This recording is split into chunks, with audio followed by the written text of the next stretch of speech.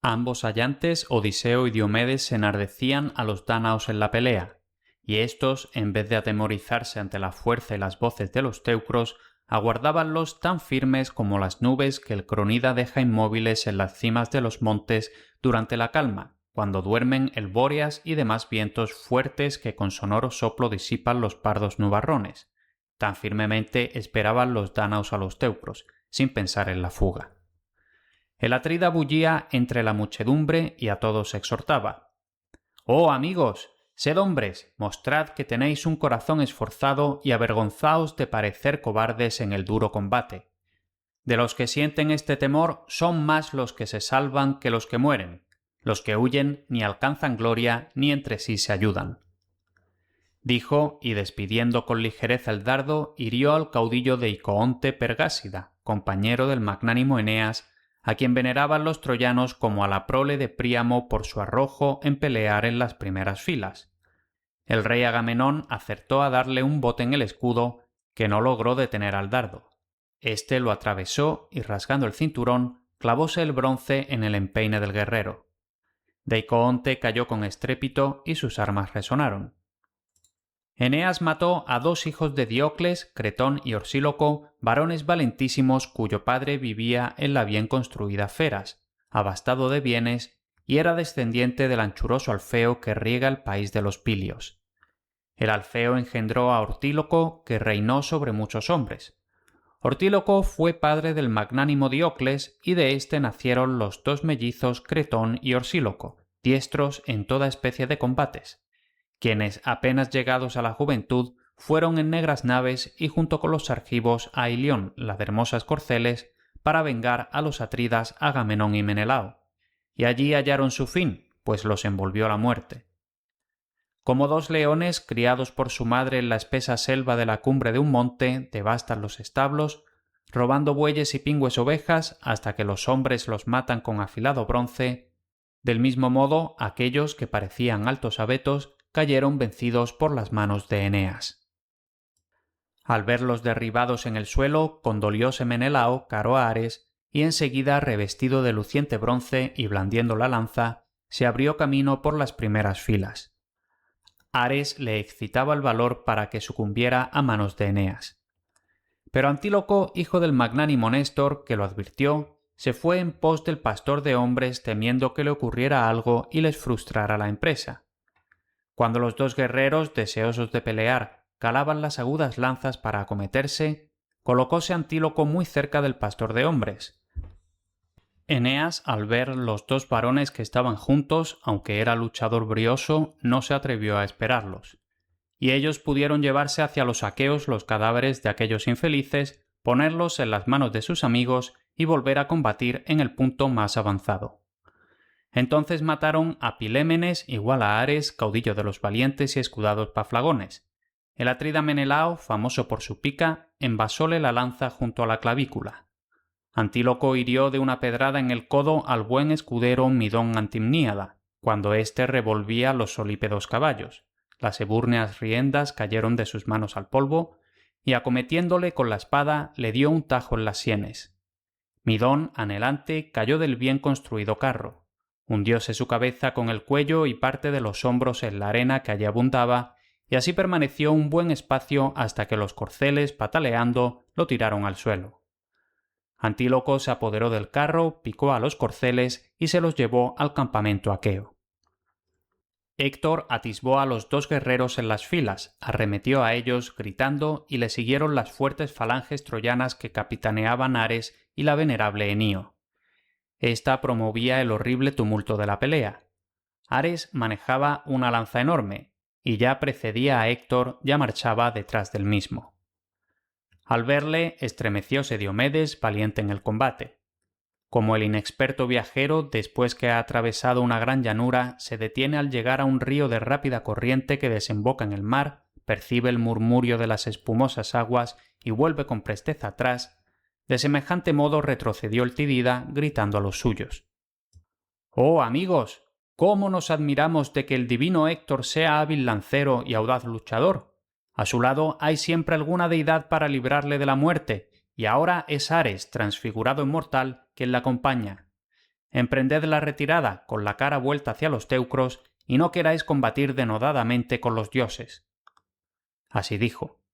Los teucros llegaron muy cerca de ellos y Héctor mató a 2 varones diestros en la pelea que iban en un mismo carro, Menestes y Anquíalo.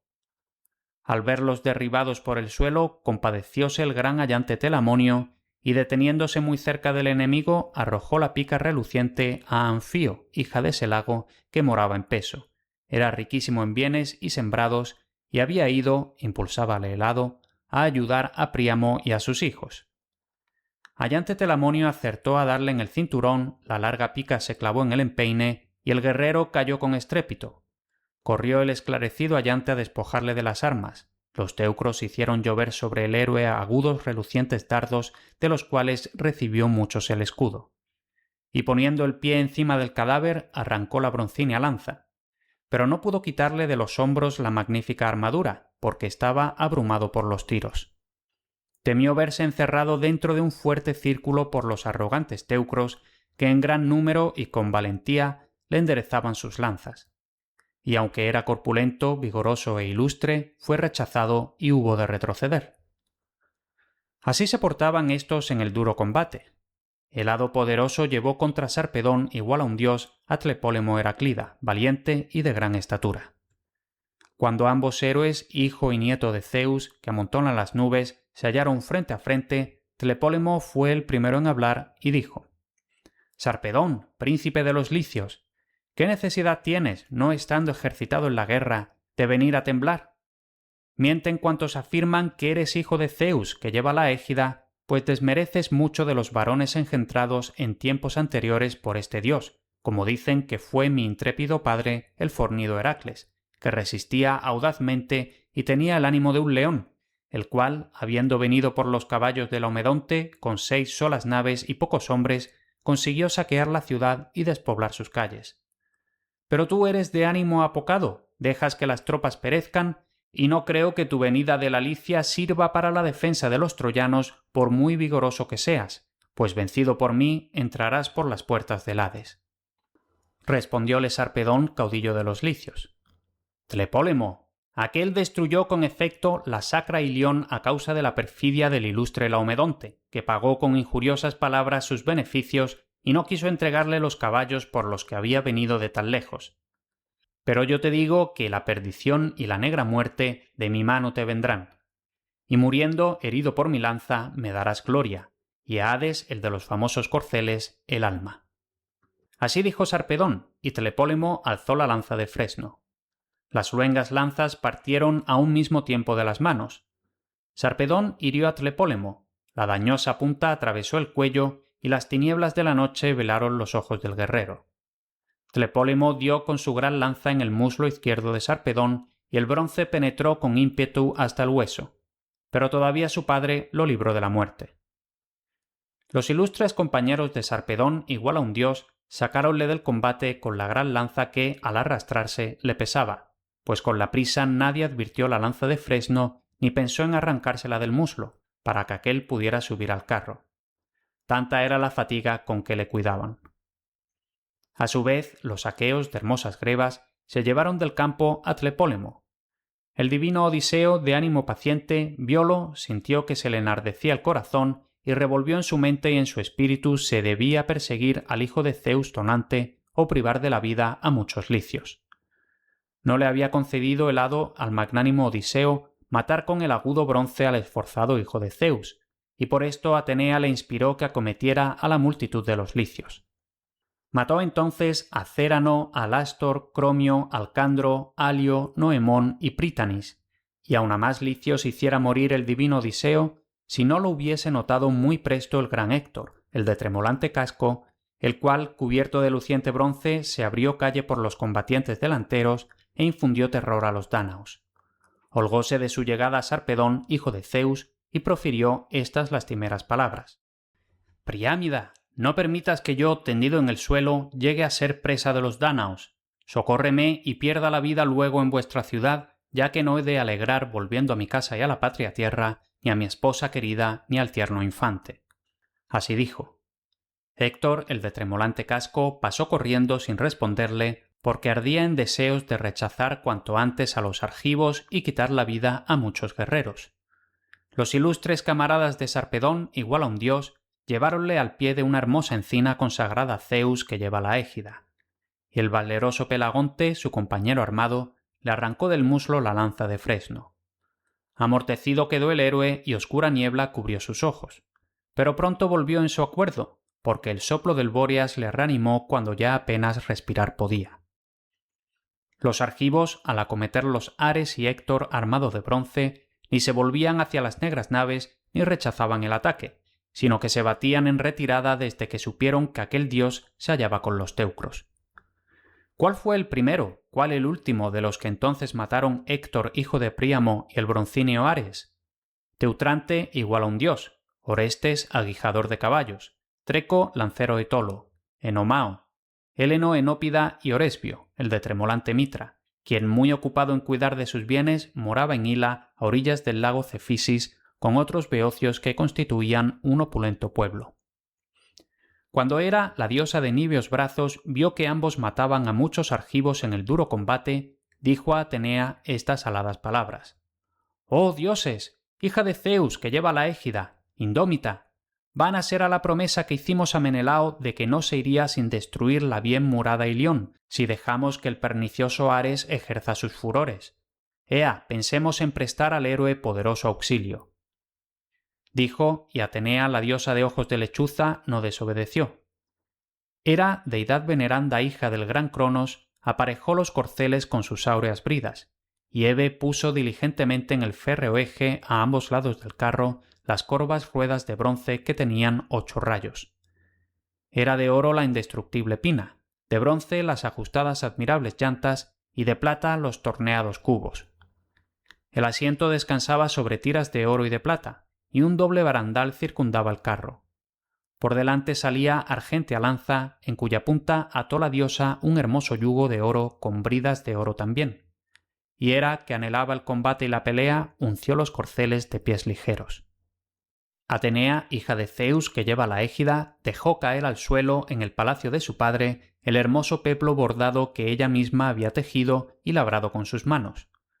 Vistió la túnica de Zeus que amontona las nubes y se armó para la luctuosa guerra. Suspendió de sus hombros la espantosa égida floqueada que el terror corona. Allí están la discordia, la fuerza y la persecución horrenda. Allí la cabeza de la gorgona, monstruo cruel y horripilante, portento de Zeus que lleva la égida.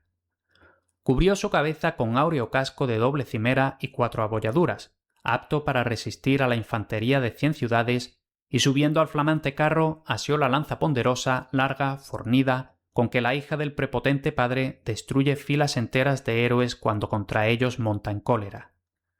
Hera picó con el látigo a los corceles y de propio impulso abriéronse rechinando las puertas del cielo de que cuidan las horas. A ellas está confiado el espacioso cielo y el Olimpo, para remover o colocar delante la densa nube.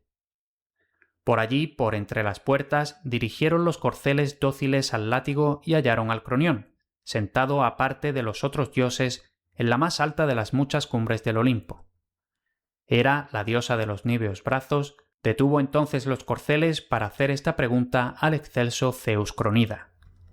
«Padre Zeus, ¿no te indignas contra Ares al presenciar sus atroces hechos?